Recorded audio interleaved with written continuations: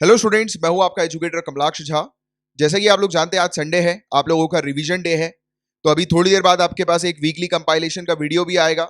और अगर आप ये लेक्चर को सुबह की जगह कभी और किसी और टाइम पे देख रहे हैं, यानी कि सुबह 6 बजे की जगह कभी और देख रहे हैं, तो आप देखिएगा चैनल पर एक वीकली कंपाइलेशन लेक्चर भी आपको मिलेगा, जहां पर पिछले हफ्ते की पूरी न्यूज एक ही सिंगल वीडियो में कवर्ड है। वो कंपाइलेशन वीडियो है। वैसे तो इस चैनल पर डेली बेसिस पर हम लोग जो है वो न्यूज कवर करते हैं करंट अफेयर्स की, और संडे को आप लोग के लिए ये टेस्ट आता है। एंड गाइज, इस टेस्ट को टेस्ट की तरह मत ट्रीट करना कि पिछले हफ्ते के जो करंट अफेयर्स हैं उनसे रिलेटेड मैंने क्वेश्चंस बनाए। नहीं, अब से टेस्ट के अंदर आपको कुछ और एक्स्ट्रा इन्फॉर्मेशन भी मिलेंगी। कुछ कुछ state civil services point of view से भी कुछ इन्फॉर्मेशन मिलेंगी, कुछ कुछ यूपीएससी पॉइंट ऑफ व्यू से भी कुछ एक्स्ट्रा करंट अफेयर्स की इन्फॉर्मेशन आपको मिलेंगी। तो ये, अगर आपको पूरी फुल फ्लेज तैयारी करनी है करंट अफेयर्स की, तो पूरे हफ्ते को आपको अच्छे से फॉलो करना है, तब जाकर आपकी पूरी फुल फ्लेज गारंटीड तैयारी होगी। एंड सिविल सर्विसेज एस्पिरेंट्स को डेली बेसिस पर जो डेली करंट अफेयर्स के लेक्चर्स हैं वो देखने हैं, और प्लस ये वाला टेस्ट को भी पूरा जो है वो देखना है, क्योंकि इसमें काफी कुछ एक्स्ट्रा चीजें आपको मिलेंगी। चलो, आप समय ना वेस्ट करते हुए टेस्ट को शुरू कर लेते हैं। अपने पास आप ब्लैंक पेपर रखिएगा, और उसमें जितने भी क्वेश्चंस आपके करेक्ट हो रहे हैं, तो वो आप जो है वो राइट या रॉन्ग करते जाइएगा, और उसके बाद लास्ट में जो है वो कैलकुलेट करके नीचे कमेंट बॉक्स में लिखिएगा आपका क्या स्कोर आया है। ठीक है। एंड मेरी ये फेसबुक प्रोफाइल है, आप चाहें तो मुझे फेसबुक पर जाकर फॉलो कर सकते हैं।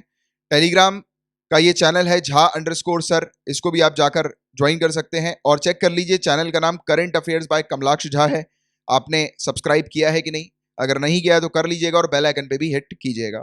सो गाइस, स्टार्ट करते हैं पहले क्वेश्चन से। तो देखिए, नेशनल फार्मास्यूटिकल प्राइसिंग अथॉरिटी, इन्होंने कोलैबोरेशन किया था Karnataka state drug control department के साथ, और इन्होंने लॉन्च किया कर्नाटका के अंदर price monitoring and resource unit. Question में पूछा गया है कि आपको price monitoring and resource unit के बारे में करेक्ट स्टेटमेंट बताना है। इन तीनों में से बताना है कि कौन सा करेक्ट है। फटाफट बताइए। तो देखिए, नाम से ही हालांकि हम लोग को इसके क्लियर हो गया कि इसका मेन ऑब्जेक्टिव क्या है, कि प्राइस जो है ड्रग्स की, यानी कि दवाइयों की जो प्राइस है उसको मॉनिटर करना, ये इंश्योर करना कि जो दवाई मार्केट में बिक रही है वो अफोर्डेबल रेट में बिके, उसके ऊपर कोई हाई मार्जिन जो है वो प्रोड्यूसर ना लगाकर बेचे, जो कि अक्सर होता है, और ये कड़वा सच है हमारी कंट्री का। और हेल्थ केयर सेक्टर पर जो मेजर हाईलाइट जो हुआ है वो कोरोना वायरस के कारण ही हुआ है, और अब शायद हो सकता है कि आने वाले समय में थोड़ी चीजें अच्छी हो। क्योंकि अभी तक हम लोग देख रहे थे कि जो दवाई जो केमिस्ट को 50 रुपए की पड़ती है, वो मार्केट में 200, 300, 400 ऐसे में बिकती है। प्रॉफिट मार्जिन दवाइयों के ऊपर बहुत ज्यादा है। मैं तो केमिस्ट की बात कर रहा हूँ, जो मेडिकल स्टोर है उसकी बात कर रहा हूँ, कि उसको मेडिकल स्टोर वाले को जो लागत लगती है दवाई खरीदने में, वो यानी कि जो कॉस्ट प्राइस होता है, उससे कई ज्यादा हाई एमआरपी में दवाइयां जो है वो बिकती हैं। 200, 300, 400% ज्यादा मुनाफा होता है। और जब केमिस्ट को इतना हो रहा है, तो आप सोच सकते हैं होलसेलर को और जो प्रोड्यूसर है उसको कितना होता होगा। तो ये कड़वा सच है। और ये बॉडी हालांकि एनपीपीए काफी समय से ऑपरेट कर रही है, इसके बारे में हम लोगों ने चर्चा भी करी थी अप्रैल में, अप्रैल 2020 में। अगर आप देखेंगे पीडीएफ्स को पुरानी, तो आपको मिल जाएगा। तो उस समय भी हमने एनपीपीए के बारे में बात करी थी कि ये बॉडी काफी समय से ऑपरेट कर रही है, बट फिर भी प्रॉपर जो इसका एग्जैक्ट काम है प्राइस मॉनिटरिंग का, वो ये इंश्योर नहीं कर पा रही है। अब देखते हैं कि आने वाले समय में शायद चीजें सीरियसली ली जाए, क्योंकि कोरोना वायरस के चलते हेल्थ केयर के ऊपर मेजर हाईलाइट हुआ है, और एग्जैक्टली जो कंडीशन है हेल्थ केयर सेक्टर की वो उभर कर सामने आ गई है। हालांकि पहले भी पता था, बट उस पर एक्शन नहीं लिए जाते थे, बट अब शायद अच्छे डायरेक्शन में जो है वो काम किया जाए हेल्थ केयर सेक्टर में। और इसमें मोस्ट इंपॉर्टेंट ये है कि ड्रग्स के प्राइसेस को कंट्रोल करना। राइट। तो ये चीज है, इसको सेटअप किया गया है एक सेंट्रल सेक्टर स्कीम के तहत। ये वाली चीज भी हम लोग को करेक्ट देखने को मिलती है। और तीसरे की बात करें, तो इसका काम ना ही सिर्फ प्राइस मॉनिटरिंग का है, बल्कि ये भी इंश्योर करना कि कर्नाटका स्टेट के अंदर दवाइयां पर्याप्त मात्रा में अवेलेबल हो, दवाइयों का स्टॉक जो हो वो पर्याप्त मात्रा में अवेलेबल हो, उपलब्ध हो। राइट। तो ये भी सुनिश्चित करना इसका कार्य हम लोग को देखने को मिलता है। तीनों ही बिल्कुल इसके करेक्ट हैं, और एनपीपीए के बारे में 4 अप्रैल 2020 को हम लोगों ने डिस्कस किया था। नेक्स्ट की बात करें गाइस, तो नेक्स्ट जो क्वेश्चन है ये किसान क्रेडिट कार्ड स्कीम से रिलेटेड आपके सामने। फटाक से बताइए क्या होगा इसका करेक्ट आंसर। तो ये 1998 में अनाउंस की गई थी पहली बार, किसान क्रेडिट कार्ड स्कीम। इसका मेजर मकसद ये है कि किसानों को फाइनेंशियल रिक्वायरमेंट उनकी फुलफिल हो सके, यानी कि पैसा जो है वो किसानों को मिल सके आसानी से, क्रेडिट जो है यानी कि लोन्स वगैरह जो है आसानी से किसानों को मिल सके। और ये इंप्लीमेंट की गई थी cooperative banks, regional rural bank और पीएसबी, पब्लिक सेक्टर बैंक जो हम लोग को देखने को मिलते हैं उनके द्वारा। और ये सिर्फ बीमारू स्टेट्स में ही जो है वो लागू की गई थी। जल्दी बताइए क्या होगा इसका करेक्ट आंसर। देखो, सिर्फ बीमारू स्टेट में नहीं हुई थी, पूरे इंडिया में जो है ये लागू की गई थी किसान क्रेडिट कार्ड स्कीम को। रिसेंटली अभी ये टॉपिक न्यूज में इसलिए आया क्योंकि एसबीआई बैंक ने शौर्य KGC किसान गोल्ड क्रेडिट कार्ड जो है वो लॉन्च किया है, और वो किसान क्रेडिट कार्ड की गाइडलाइंस के ऊपर बेस्ड ही हम लोग को देखने को मिल रहा है। तो ये SBI ने नहीं, ये HDFC ने किया है। तो दूसरा और तीसरा स्टेटमेंट गलत है, अपना जो करेक्ट आंसर होगा वो पहला हम लोग को देखने को मिलेगा। नेक्स्ट की बात करें, स्पुतनिक 5, तो इसके बारे में तो आप लोग जानते ही, हम लोगों ने पढ़ा भी है अभी कुछ दिनों पहले इसके बारे में, स्पुतनिक 5 के बारे में। जल्दी बताओ। तो एक चीज तो आप जानते हैं कि रशिया की ये वैक्सीन है, पहली registered corona virus vaccine Russia की।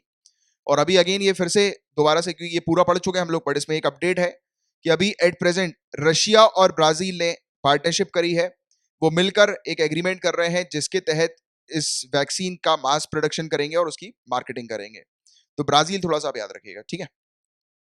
अब ये वाला जो इसका करेक्ट आंसर है वो दोनों ही हम लोग को देखने को मिलता है। एक और अपडेट वैक्सीन से रिलेटेड, ये वैक्सीन किसके द्वारा डेवलप की गई है, तो याद रखिएगा गमालिया इंस्टीट्यूट, रशियन डिफेंस मिनिस्ट्री का ये हम लोग को देखने को मिलता है, और रशियन डायरेक्ट इन्वेस्टमेंट फंड, इनके साथ कोलैबोरेशन करते हुए ये वैक्सीन को जो है वो डेवलप किया गया, स्पुतनिक 5। और हालांकि इस वैक्सीन से रिलेटेड अगर आप नए पहली बार इस लेक्चर को देख रहे हैं, तो पिछले हफ्ते के करंट अफेयर्स आप देखिए, आपको वैक्सीन के बारे में पूरी डिटेल, माइन्यूट से माइन्यूट, और जो भी इंपॉर्टेंट एग्जामिनेशन के लिए है वो पूरी की पूरी हम लोग कवर कर चुके हैं ऑलरेडी। नेक्स्ट की बात करें, fit India freedom run event, ये अभी रिसेंटली मिनिस्ट्री ऑफ स्पोर्ट्स के द्वारा लॉन्च किया गया है। फिट इंडिया एक पब्लिक मूवमेंट, पीपल्स मूवमेंट हम लोग को देखने को मिलता है, जिसका मेजर एम ये है कि लोगों की लाइफस्टाइल में, हमारी कंट्री के जो सिटीजन है उनकी लाइफस्टाइल में फिटनेस को पार्ट बना देना, यानी कि फिटनेस लोगों की लाइफस्टाइल का पार्ट जो है वो होना चाहिए। इस चीज को इंश्योर करते हुए फिट इंडिया मूवमेंट हम लोग को देखने को मिला था। और अभी fit India freedom run event जो है वो शुरू किया गया मिनिस्ट्री ऑफ स्पोर्ट्स के द्वारा। टारगेट किया गया कि लोग अपने घर में ही वेरियस एक्सरसाइज करें, घूमे फिरें, यानी कि वॉकिंग करें घर के अंदर ही, मतलब घर के प्रेमाइसेस में ही, और अपने आप को फिट रखें। तो ये चीज के लिए जो है ये अभी रिसेंटली लॉन्च किया गया था, तो इसलिए ये टॉपिक न्यूज में देखने को मिला था। नेक्स्ट की बात करें, international film festival of India की यहाँ पर बात हो रही है, भारत के राष्ट्रीय फिल्म महोत्सव के बारे में बात हो रही है। तो इनमें से करेक्ट स्टेटमेंट बताना है, इन दोनों स्टेटमेंट में से। तो हर साल ये होती है, कहां पर होती है, मुंबई में। गोल्डन पीकॉक अवार्ड जो है ये दिया जाता है इस particular international film festival of India में, गोल्डन पीकॉक अवार्ड। और ये दोनों ही शॉर्ट मूवीज और जो नॉर्मल मूवीज जो हम लोग को देखने को मिलती है, दोनों के लिए ही दिया जाता है। यानी कि इनमें से जो भी बेहतरीन मूवी होती है, मतलब एक्सीलेंस जिस मूवी का हम लोग को देखने को मिलता है, तो दोनों को ही जो है वो दिया जाता है इस पर्पज के लिए, गोल्डन पीकॉक अवार्ड। क्या होगा इसका करेक्ट आंसर? इसका करेक्ट आंसर होगा second only, but first incorrect है, क्योंकि ये जो फेस्टिवल है ये हर साल गोवा में होता है, ना कि मुंबई में। मुंबई जानबूझ के आपको इस प्रकार से रखा जाएगा कि आपका दिमाग बोले कि हाँ यार, मुंबई तो जो है वो फिल्मों की नगरी हम लोग बोलते हैं, तो लोग बाग जो है, स्टूडेंट्स जो है, जो ढंग से नहीं पढ़ते हैं, तो वो इसको मार्क कर देंगे। बट अगर आपने एग्जैक्टली प्रॉपर तरीके से टॉपिक पढ़ा होगा, या आपने इस लेक्चर को फॉलो किया होगा, हालांकि ये तो अभी पहली बार ये वाली न्यूज मैं यहाँ पर दे रहा हूँ, ये न्यू न्यूज है आपके लिए, बट फिर भी यानी कि यही अगर आप लेक्चर देख रहे हो ये वाला, तो आप अगली बार जो है वो गलत नहीं करोगे, करेक्ट करके आओगे कि हर साल गोवा में ये फेस्टिवल जो है वो ऑब्जर्व किया जाता है, international film festival of India, right. Next question, छठा क्वेश्चन आपके सामने आ गया। इनमें से करेक्ट स्टेटमेंट बताना है। बंगाल स्कूल ऑफ आर्ट, ये रविंद्रनाथ टैगोर के द्वारा स्टैब्लिश किया गया था क्या? भारत माता एक फेमस बुक है रविंद्रनाथ टैगोर जी की। विलियम रोथनस्टीन ने मदद करी थी रविंद्रनाथ टैगोर जी की गीतांजलि को इंग्लिश वर्जन में पब्लिश करने के लिए। जल्दी बताइए तीनों में से क्या करेक्ट आंसर होगा। तो देखिए, अवनिंद्रनाथ टैगोर जी के बारे में हम लोगों ने डिस्कस किया था काफी डिटेल में, तो पहला और दूसरा स्टेटमेंट इनकरेक्ट है, तीसरा सिर्फ करेक्ट है। Bengal school of society establish की गई थी अवनिंद्रनाथ टैगोर जी के द्वारा। भारत माता एक पेंटिंग है, सॉरी ये बुक नहीं है, ये पेंटिंग है अवनिंद्रनाथ टैगोर जी की, ठीक है। तो ये वाली चीज आपको पता होनी चाहिए, और तीसरा बिल्कुल करेक्ट स्टेटमेंट है। सातवां क्वेश्चन आपके सामने है, क्यूबा। क्यूबा की लोकेशन आपको बतानी है। याद आ रहा होगा हम लोगों ने क्यूबा के बारे में पढ़ा था कि क्यूबा एक कंट्री है, यूएसए नहीं चाह रहा है कि इसको United nation human rights council की मेंबरशिप फिर से मिल जाए, क्योंकि पहले इसको मिली हुई थी, एक साल के गैप के बाद इसने फिर से अप्लाई किया हुआ है, तो नहीं चाह रहा है। यूएसए का दावा यह है कि ये क्यूबा जो है वहां पर बहुत ज्यादा वायलेशन होता है ह्यूमन राइट्स का। यहाँ पर जो डॉक्टर्स हैं उनकी संख्या काफी ज्यादा है, मेडिकल हेल्थ केयर स्टाफ काफी अच्छा है यहाँ का क्यूबा का, इसलिए यहाँ की पॉपुलेशन की जो एवरेज लाइफ होती है वो काफी ज्यादा, काफी अच्छी हम लोग को देखने को मिलती है।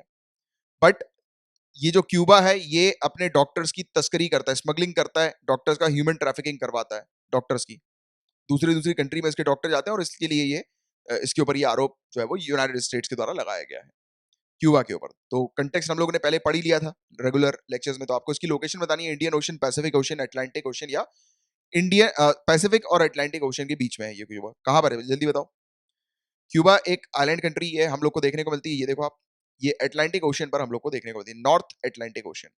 कैरेबियन सी इसके नीचे है, यहाँ पर आप देखो जमाइका और डोमिनिकन रिपब्लिक और ये बहामास ग्रुप ऑफ आइलैंड। अक्सर क्वेश्चंस आते हैं इस प्रकार के, तो ये आपको इस प्रकार की मैप की प्रैक्टिस भी होनी चाहिए, और ये पहले मैंने रेगुलर अपने करंट अफेयर्स में जो है वो आपकी करवाई हुई। तो Atlantic ocean is the correct answer. Next जल्दी बताओ। इंडिया चाइल्ड वास्टिंग के मामले में जो है वो काफी पुअर हम लोग को देखने को मिलती है, क्योंकि इंडिया के अंदर चाइल्ड वास्टिंग का रेट जो है वो काफी हाई है, काफी ज्यादा है। चाइल्ड वास्टिंग क्या होता है कि जब एक बच्चे की एज के अकॉर्डिंग उसकी हाइट कम होती है, तो क्या उसको चाइल्ड वास्टिंग कहते हैं। इसके अलावा यूजुअली ये कब होता है, जब बच्चा पौष्टिक भोजन नहीं लेता, न्यूट्रिशियस फूड नहीं लेता, या फिर बच्चे को कोई बीमारी हो जाती है, डिजीज हो जाती है। इन तीनों में से क्या होगा इसका करेक्ट आंसर। तो देखिए गाइस, इंडिया के अंदर चाइल्ड वास्टिंग रेट बहुत ज्यादा है। इस मामले में इंडिया काफी पीछे, काफी पुअर हम लोग को देखने को मिल रही है। और चाइल्ड वास्टिंग जो होती है वो ये होती है कि बच्चे का वजन उसकी हाइट के अनुसार पर्याप्त नहीं है, ना कि उसकी एज के अकॉर्डिंग उसकी हाइट, उसके वजन के अकॉर्डिंग, यानी कि उसकी हाइट के अकॉर्डिंग उसका वजन जो है वो काफी कम है। तो चाइल्ड वास्टिंग, चाइल्ड स्टंटिंग हमने पढ़ा था, याद आ रहा है। और अ, ये ग्लोबल हंगर इंडेक्स के बारे में हम लोग ने इस टॉपिक को डिस्कस किया था, राइट, पिछले हफ्ते। तो इसका जो करेक्ट आंसर होगा वो 1 एंड 3 होगा। 1 एंड 3 बिल्कुल करेक्ट है, बट सेकंड वाला जो है वो इनकरेक्ट है। नेक्स्ट क्वेश्चन की बात करें।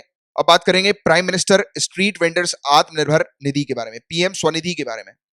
तो देखिए इसका मेजर एम क्या है, तो ये हम लोगों ने अभी कुछ दिनों पहले ही पढ़ा हुआ है। तो बताना है आपको कि दोनों में से कौन सा करेक्ट है ये स्टेटमेंट। तो मेजर एम क्या है कि कोलेटरल फ्री लोन जो है 10,000 रुपए तक 1 साल के लिए प्रोवाइड कराना, किनको, स्ट्रीट वेंडर्स को। सेकंड, ये स्कीम लॉन्च की गई है ministry of housing and urban affairs के द्वारा। तो बताइए जरा कि किस मिनिस्ट्री ने इसको लॉन्च किया और क्या इसका एम है। तो ये बिल्कुल ही दोनों के दोनों हैं, वो बिल्कुल करेक्ट है। दोनों ही जो है वो बिल्कुल करेक्ट ये हम लोग को देखने को मिलते हैं। तो इसके बारे में काफी डिटेल में हमने पढ़ा हुआ है। इसको मैंने चाह रहा था कि इसको आपको मिनिस्ट्री ऑफ फाइनेंस रख दूं, बट फिर मैंने सोचा नहीं नहीं, जो है एग्जैक्टली रखता हूँ, शायद आपको लगेगा कि सर जो है वो मिनिस्ट्री के साथ छेड़खानी कर रहे हैं और स्टेटमेंट जो है वो दूसरा गलत करवा रहे हैं, पर नहीं। मुझे पता है कि काफी सारे स्टूडेंट्स ऐसा सोचते हैं, तो इसीलिए मैंने बिल्कुल एज इट इज करेक्ट रखा है यहाँ पे, कि जैसे कि आपको लगे कि इसमें शायद कुछ गड़बड़ी तो नहीं है। ऐसा होगा आपके साथ, क्वेश्चन पेपर में भी होगा, आपको लगेगा कि यार, तो उस बीच क्या करना, ऐसे अपने लॉजिक्स मत लगाना। पहले जितने भी क्वेश्चंस हैं जिस जो आपको एग्जैक्टली पता है कि हाँ बिल्कुल मुझे आते हैं, पहले राउंड में वो पूरे क्वेश्चन करो। पहले राउंड में वो वाले क्वेश्चन मत करो जिसमें आपको थोड़ा कंफ्यूजन लग रहा है, या आपको लग रहा है कि कहीं ट्रिक तो नहीं खेल रहा एग्जामिनर हमारे साथ। कभी कभी ऐसी चीज उल्टी भी पड़ जाती है, ठीक है। तो पहले इंश्योर कर लो कि हाँ यार आपने 40-50 क्वेश्चन कर लिए हैं कंप्लीट, उसके बाद फिर तुक्केबाजी करना। क्योंकि 40-50 क्वेश्चन के बाद फिर आपको सेकंड राउंड पे वो करना है कि आपको एक स्टेटमेंट तो 100% पता है, दूसरे को के बारे में आपको डाउट है, तो आप 50-50 खेल सकते हो, राइट। तो ये चीज जो है वो आप कर सकते हो। फिर तीसरे राउंड पे बिल्कुल ही अगर आपको लग रहा है कि हाँ यार जो है मतलब 3 स्टेटमेंट में से कोई एक स्टेटमेंट के बारे में आपको पता है और 3 के बारे में जो है आपको नहीं पता कि यार कौन सा करेक्ट होगा, राइट। तो फिर उसमें जो है आप बहुत कम चांसेस लेना ये तीसरे राउंड में, बट पहले और दूसरे राउंड में आप अच्छा खासा चांसेस ले सकते हो। आपका मेजर टास्क ये नहीं है कि पूरे क्वेश्चन आपको पूरे के पूरे कवर करना है। आपका मेजर टास्क ये है कि आपको मान के चलो 70 के आसपास क्वेश्चन, 65 से 70 क्वेश्चन भी अगर आप कर लोगे, और अगर आपके श्योर शॉट अगर 60 क्वेश्चन हो जाते हैं, तो उसके बाद तो बिल्कुल रिस्क मत लेना, क्योंकि नेगेटिव मार्किंग होती है। क्योंकि काफी सारे स्टूडेंट्स मुझसे रेगुलरली ये पूछते हैं कि सर किस प्रकार से स्ट्रेटेजी लगाएं। तो ऐसी कुछ आप स्ट्रेटेजी जो है वो डेली बेसिस पर प्रैक्टिस करोगे तो आएगी।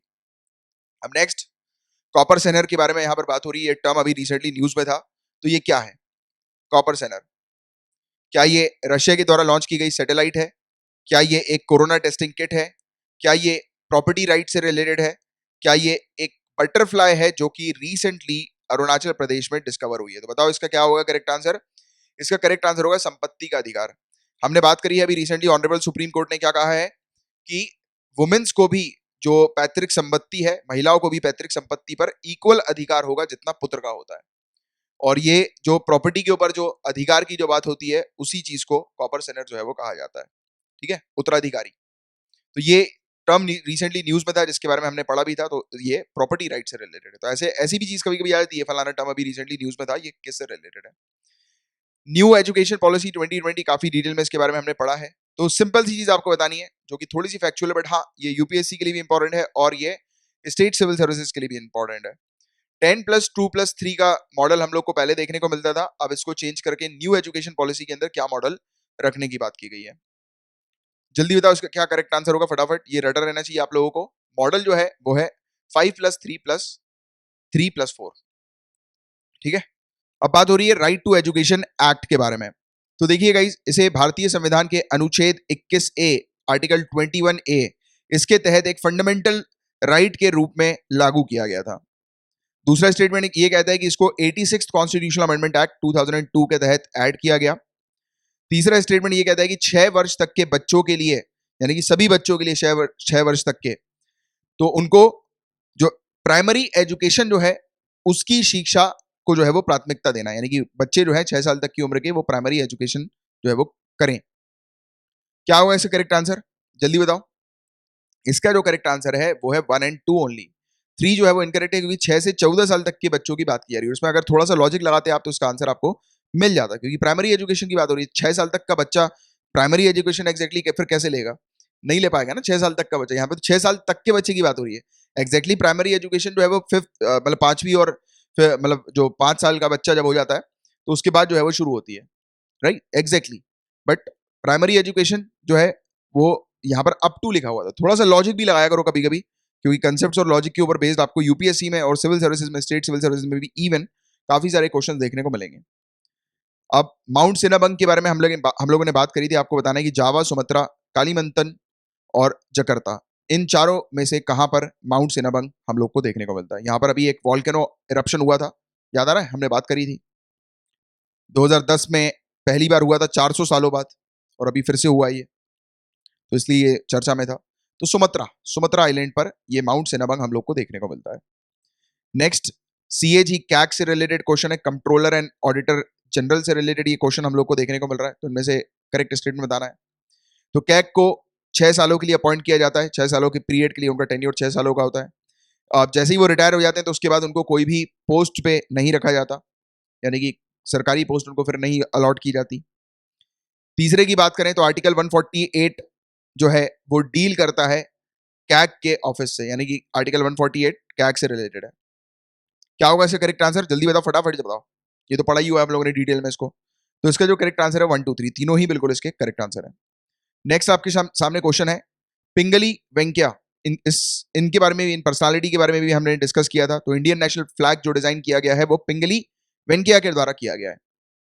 ये पहला स्टेटमेंट बोलता है। दूसरा स्टेटमेंट, इनिशियल लेवल पर शुरुआत में पिंगली जी ने सैफरॉन और व्हाइट कलर का उपयोग किया था, और साथ ही साथ जो सेंटर है, बीच जो है ना तिरंगे के बीच में चक्र हम लोग को देखने को मिलता है, स्पिनिंग व्हील, तो वो लेकर आए थे ये, यानी कि सिर्फ 2 कलर्स और एक स्पिनिंग व्हील लेकर आए थे इनिशियली, शुरुआत में। इसके अलावा लाला हंसराज सोंदी, इन्होंने सजेशन दिया था कि स्पिनिंग व्हील जो है, ये जो चक्र जो है, चरखा जो है, वो बीच में रखा जाए।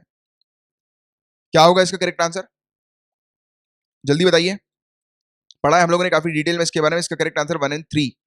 सेकंड जो है वो इनकरेक्ट है, क्योंकि सिर्फ सैफरॉन और व्हाइट कलर रखा गया था, स्पिनिंग व्हील जो है वो बाद में रखा गया था इनके सजेशन के बाद। तो इनिशियली शुरुआत में इन्होंने सिर्फ 2 ही कलर अपने तिरंगे में रखे थे, उसमें स्पिनिंग व्हील जो था, चरखा जो था, वो नहीं था।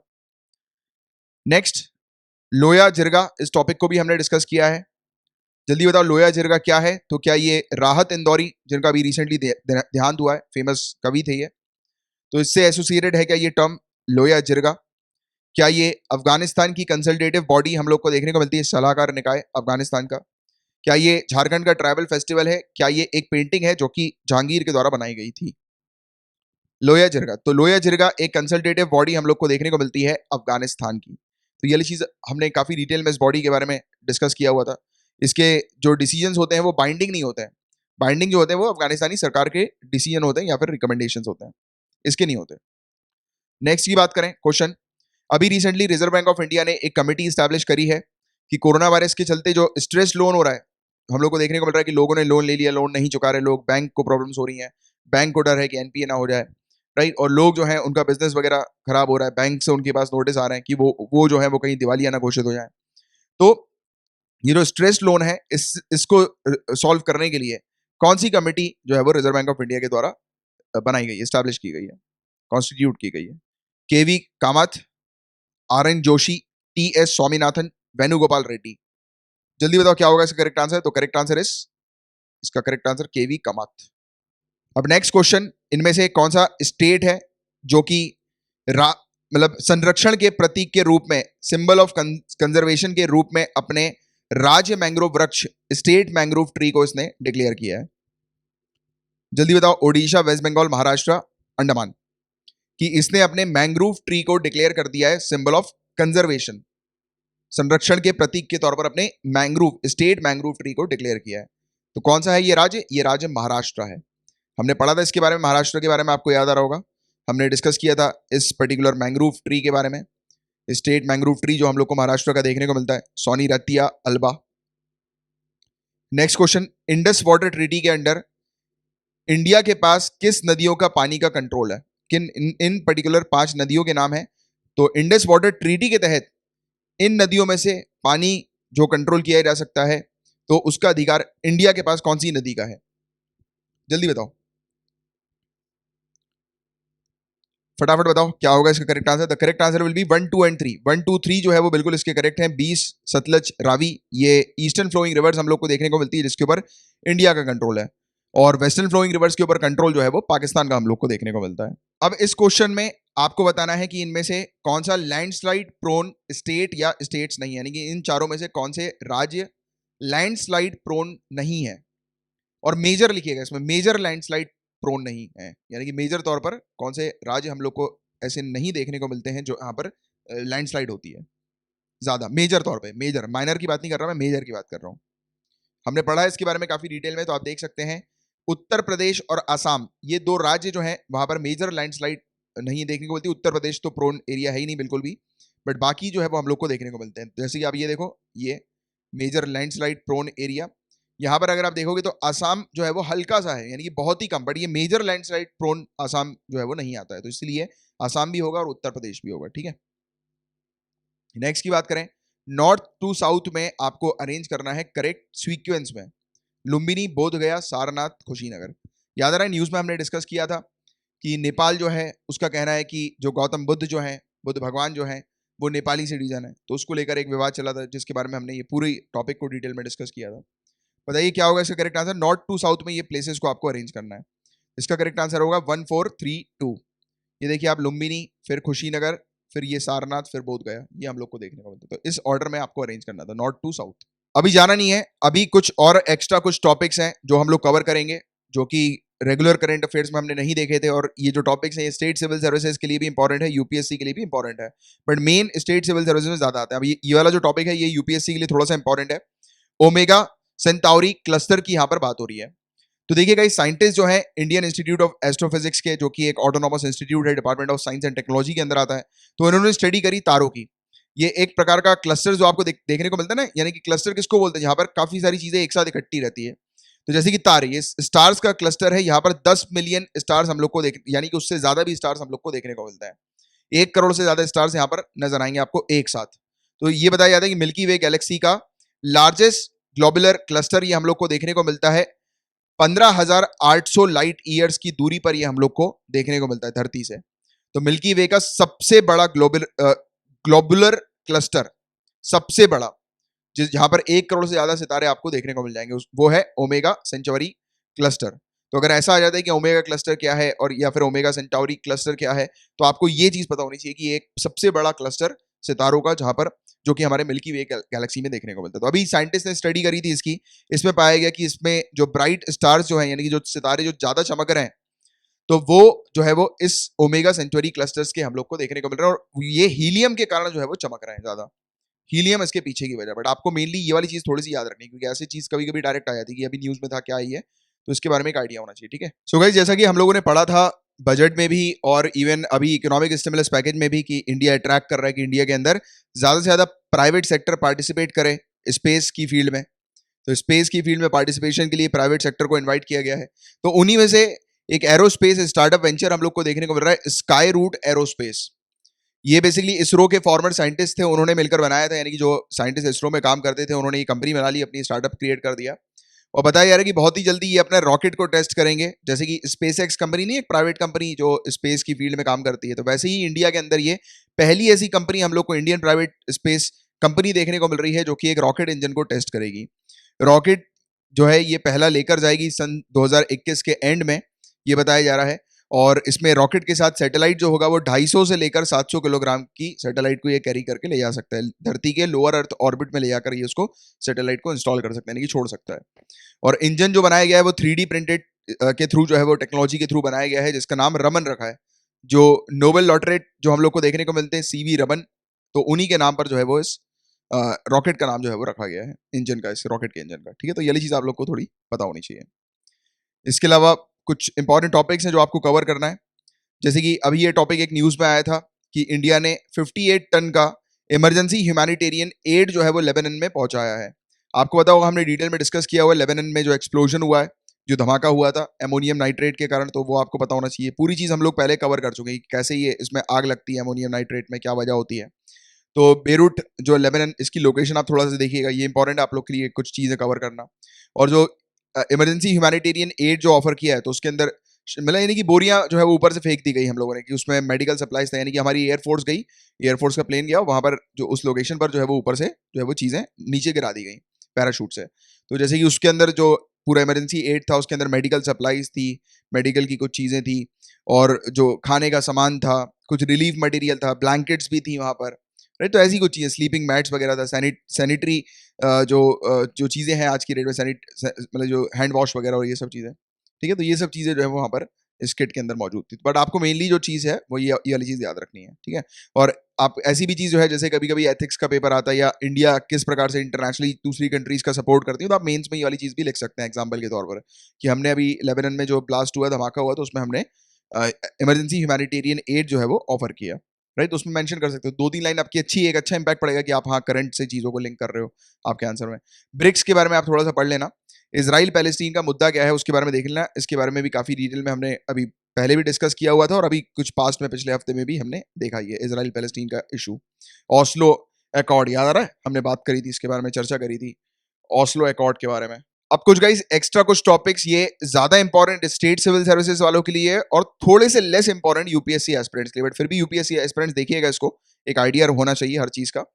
तो पवित्र पति की यहाँ पर बात हो रही है। तो पवित्र पति बेसिकली एक Ayurvedic based biodegradable face mask और सूट ये हम लोग को देखने को मिल रहा है। देखो ये ऐसा है कि इसको अगर मिट्टी में गड़ा दिया जाएगा तो ये एनवायरमेंट को नुकसान नहीं पहुंचाएगा, बायोडिग्रेडेबल है ये, ठीक है, फर्स्ट पॉइंट। दूसरा पॉइंट क्या है, ये वायरस को न्यूट्रलाइज कर सकता है, यानी कि इसमें जो वायरस और बैक्टीरिया जो है, ये जैसे ही आएंगे तो वो जो है वो मतलब इसके साथ चिपकेंगे नहीं, यानी कि जैसे हम देखते हैं ना कि कपड़े में जो है वो वायरस बैक्टीरिया हो सकते हैं, उससे उससे भी वायरस फैल जाएगा और ये बैक्टीरिया फैलेगा। तो ये इसका जो है वो काफी शानदार रोल ये हम लोग को इसका देखने को मिलता है। इसको defence institute of advance technology के द्वारा जो है वो डेवलप किया गया, एक नैनो फाइबर इसका, ठीक है, Ayurvedic based biodegradable face mask और इसका, और ये ऑनलाइन अमेजॉन फ्लिपकार्ट पर अवेलेबल है।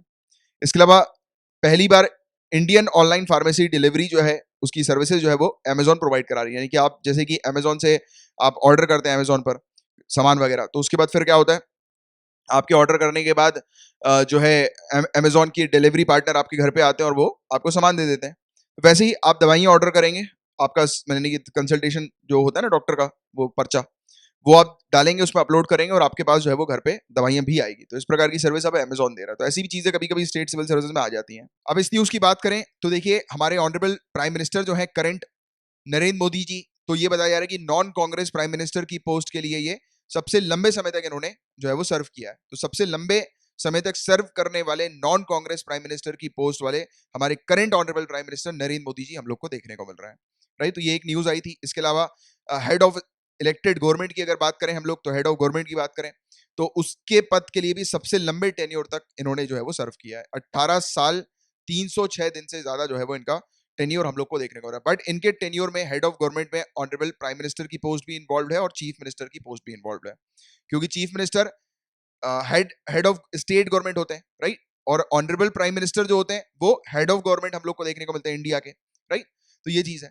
तो इन्होंने लंबे समय तक इलेक्टेड हेड ऑफ गवर्नमेंट की पोस्ट का टेन्योर जो है वो बताया है, यानी कि लंबे समय का tenure elected head of government, याद रखना आप, इसमें स्टेट गवर्नमेंट भी इंक्लूडेड है और इसमें ये जो इंडिया का हेड ऑफ गवर्नमेंट भी जो है वो इंक्लूडेड है, ठीक है। तो यानी कि प्राइम मिनिस्टर की पोस्ट और चीफ मिनिस्टर दोनों पोस्ट इंक्लूडेड है।